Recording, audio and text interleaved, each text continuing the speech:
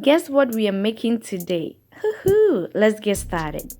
In this pot, I've got hot water. I'm going to add salted dry tilapia. In Ghana, we call it koobi.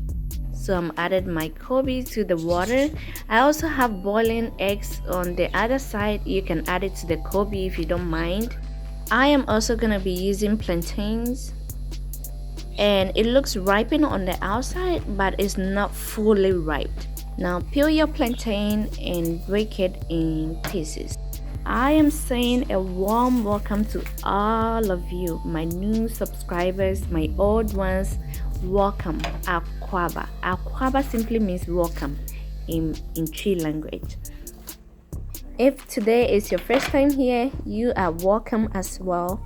Please consider subscribing to my channel and also share my videos. And also don't forget to leave a thumbs up and comment in the comment section below. Now that your plantains are peeled, you're going to add it to the boiling koobi. So add the plantains, cover and let it boil for about 12 minutes.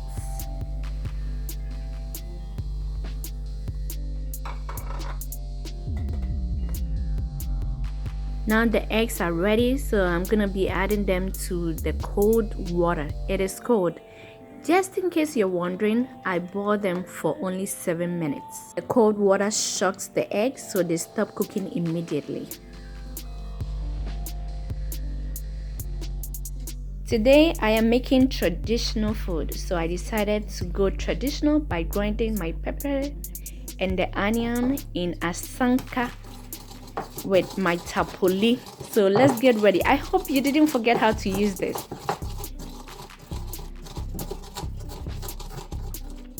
I am also going to be adding peanuts. This is just the peanut I bought from the store. So if you have homemade peanuts, go ahead and use it. I'm using 1 tablespoon of the peanuts.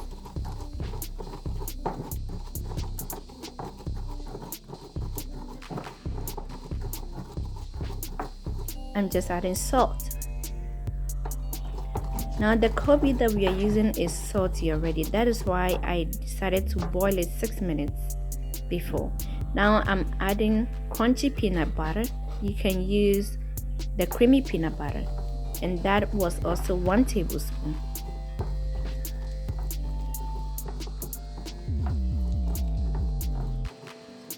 Now the plantains are ready.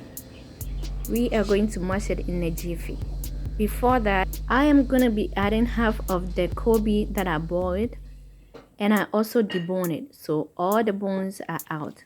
I did that because I usually eat this with my little girl, and I don't want her to choke on any bone. So this is the process. You add your plantain and you add oil. That is red oil, palm oil. This process that I'm showing you is going to make sure that your etor or otor doesn't end up like fufu. So add your plantain, add oil and mash. You are going to repeat this process until all your plantains are mashed.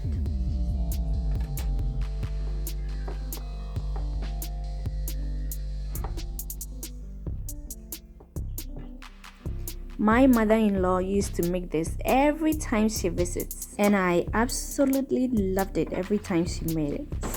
So shout out to my gorgeous mother-in-law, Mama Kate. I hope I made you proud. So go ahead and mash your plantains. To be honest with you, this is the only food that she made that I wish she can make it over and over and over again, because I really enjoyed it. And this is one of the traditional foods in Ghana. Otor plays a huge role in Ghanaian traditional ceremonies like festivals, naming ceremonies, and so on. If you go to the Ashanti region, Asante for no friend Etor.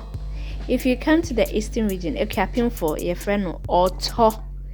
And then the Ga people, they also have their own, which is made with yam. That is all I know about Otor. If the history didn't go well with you, please leave a comment in the comment section below. Now taste your otor and see if your salt is okay. If it is not, just sprinkle a little bit and then mix it together, and otor is almost done. Feel free to add more palm oil if you want. Feel free to add more peanut butter if you want. Feel free to adjust the salt, the onion, the pepper, and everything. But at least you get a hang of it. I really do hope you give this recipe a try. Now I'm adding the rest of the koobi and also my boiled egg. The eggs are boiled perfectly, no gray rings around the yolk. That is perfection.